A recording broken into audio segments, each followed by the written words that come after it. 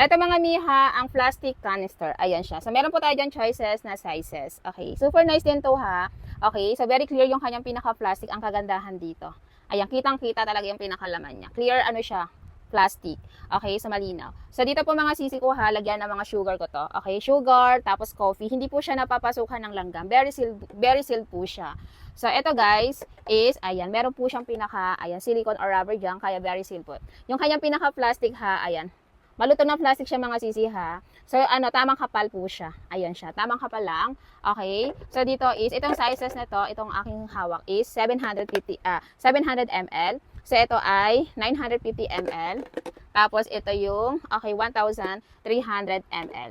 So, lagyan na ng pasta, okay. So, yung lagyan ng pasta natin yung sizes is 1,800 ml. Kasya doon. So, ayan siya mga sisi ko.